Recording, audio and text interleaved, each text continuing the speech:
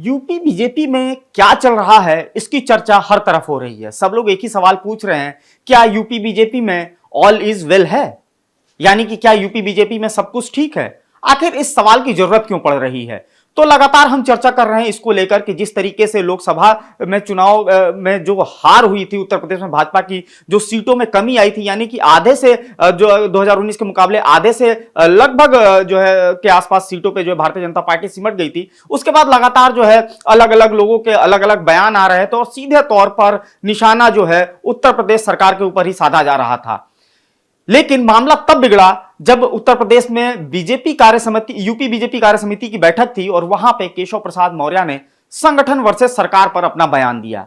उसके बाद से लगातार ये चर्चा का दौर चल निकला और कई बैठकों में, इवन की कैबिनेट की जो बैठक थी यहां तक, वहां पे भी केशव प्रसाद मौर्य नहीं दिखे तो चर्चाओं का बाजार और गर्म हो गया। और इस बाजार में और गर्मी पैदा की केशव प्रसाद मौर्य की दिल्ली यात्रा ने। केशव प्रसाद मौर्य ने दिल्ली में जो जाकर जो है जेपी नड्डा से मुलाकात की। उसके बाद चर्चाओं का बाजार और गर्म हो गया।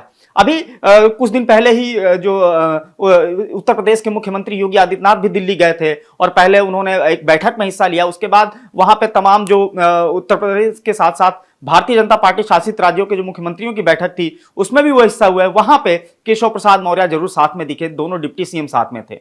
केशव प्रसाद मौर्य जहां मुखर हो रहे थे, वहीं पे ब्रजेश पाठक ने भी वही रास्ता अपनाया और वो भी बैठकों से अलग रहने लगे। उसके बाद इस चर्चाओं का बाजार जो है गर्म हो गया और लगातार लोग बातें करने लगे कि क्या भारतीय जनता पार्टी में सब कुछ ठीक है। और यही नहीं, समाजवादी पार्टी ने भी इसमें बहती गंगा में अपने हाथ धोने की कोशिश की और अखिलेश यादव भी इसमें कूद पड़े। लेकिन अब भारतीय जनता पार्टी में जिस तरीके से विधानसभा के सत्र की कल शुरुआत हुई, यानी कि 29 जुलाई से जो सत्र की शुरुआत हुई, उससे पहले दोनों डिप्टी सीएम और मुख्यमंत्री एक साथ दिखे। तो उसके बाद एक चीज कही जाने लगी कि शायद जो केंद्रीय नेतृत्व है उनके दिशा निर्देश पे अब जो है यहाँ पे उत्तर प्रदेश में जो अभी तक रार चल रही थी उसको संभालने की कोशिश की गई है और उसका असर इस रूप में दिख रहा है। हालांकि आज भी सुबह जो बैठक हुई उसमें केशव प्रसाद मौर्य और योगी साथ में थे, तो कहीं ना कहीं अब ये रार धीरे धीरे थमती नजर आ रही है। लेकिन इसी बीच सुबह एक और तस्वीर वायरल होती है, वो भी केशव प्रसाद मौर्य के ट्विटर हैंडल से। केशव प्रसाद मौर्य ने आज जो है गृह विभाग की बैठक की, क्योंकि विधान परिषद में कानून व्यवस्था को लेकर सवाल उठाया गया था। लेकिन गृह विभाग की बैठक तक तो ठीक था मामला, लेकिन उसको लेकर जब वो फोटो और अपना ट्वीट जब उन्होंने किया तो उसमें तमाम संगठन के बड़े लोग, यानी कि केंद्र नेतृत्व के लोग जो है उसमें टैग थे, लेकिन मुख्यमंत्री का ऑफिस टैग नहीं था, यानी कि पीएमओ टैग था। और जो है भारतीय जनता पार्टी के जो बड़े नेता हैं, यानी कि अमित शाह और गृह मंत्री, वो भी टैग थे, लेकिन उत्तर प्रदेश के मुख्यमंत्री उस फोटो में नहीं टैग थे। उसके बाद ये चर्चा चल निकली। लेकिन खैर उसी के बाद जो है मुख्यमंत्री योगी आदित्यनाथ और केशव प्रसाद मौर्य साथ में दिखे, तो फिर जो है तरह तरह की बातें होने लगी। लेकिन समझने वाली बात यह है कि आखिर ये क्यों हो रहा है, तो उसमें भी केशव प्रसाद मौर्य का ही जिक्र कर लेते हैं। केशव प्रसाद मौर्य लगातार जो है बयान दे रहे हैं और वो बयान जो है एक तरह से माना भी जा रहा है कि वो सरकार के खिलाफ ही है और निशाने पे जो है खुद मुख्यमंत्री योगी आदित्यनाथ हैं। कल ओबीसी मोर्चे की एक बड़ी बैठक जो है भारतीय जनता पार्टी जो है उसकी तरफ से बुलाई गई थी और वहां पे मुख्यमंत्री भी थे। लेकिन मुख्यमंत्री के पहुंचने से 2 मिनट पहले दोनों डिप्टी सीएम वहां से निकल जाते हैं। हालांकि इसके लिए कारण बताया जाता है, व्यस्तता हो चूंकि हाउस भी चल रहा था, ये कारण बताया जाता है। लेकिन इस पे भी लोगों ने सवाल उठाना शुरू कर दिया।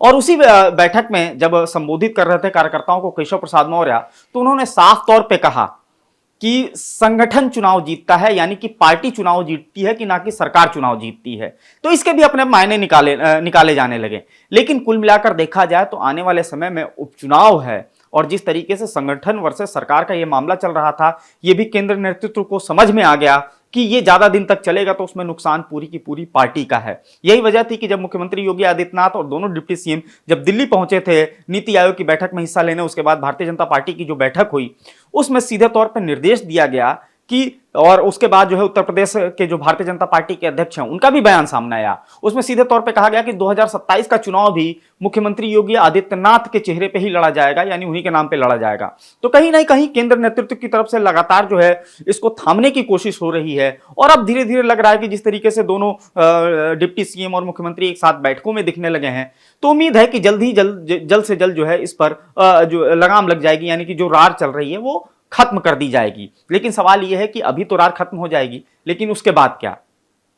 ये एक बड़ा सवाल है, क्योंकि ये पहला मौका नहीं है कि भारतीय जनता पार्टी में संगठन वर्सेस सरकार का मामला खुलकर सामने आया है। इससे पहले भी केशव प्रसाद मौर्य और योगी आदित्यनाथ के बीच अनबन की खबरें लगातार आती रहीं, चाहे वो पहला कार्यकाल हो, चाहे जो लोकसभा का चुनाव 2019 का हुआ उसके बाद की बात हो, और इसको लेकर विपक्षी भी खूब तेज हमलावर रहे। हालांकि सदन में आज एक खुशनुमा माहौल दिखा, अनुपूरक बजट पेश होना था, योगी आदित्यनाथ और सामने जो है शिवपाल यादव थे। उसके बीच में जिस तरीके से योगी आदित्यनाथ ने तंज कसा माता प्रसाद पांडे को लेकर शिवपाल यादव पर, उसका जवाब भी शिवपाल यादव ने दिया और वहां पे पूरे हाउस में ठहाका लगा। और लेकिन जाहिर सी बात है कि ये तो पक्ष और विपक्ष की बात है, लेकिन जब दुश्मन जो है अपने ही खेमे में हो, यानी कि जब आपके ऊपर वार जो है अपनी ही टीम से किया जा रहा हो, तो उससे कैसे बचेंगे। तो जाहिर तौर पर इसमें केंद्र नेतृत्व का एक बड़ा रोल सामने आता है और देखना होगा कि केंद्र नेतृत्व ने जो दिशा निर्देश दिए हैं, आखिर उस पर भारतीय जनता पार्टी का उत्तर प्रदेश का संगठन किस तरीके से आगे बढ़ता है। फिलहाल डेली डिस्कशन के इस सेगमेंट में बने रहने के लिए आप सभी का बहुत बहुत धन्यवाद, और जो है आप ऐसे ही फॉलो करते रहें डेली लाइन के डिजिटल प्लेटफॉर्म को।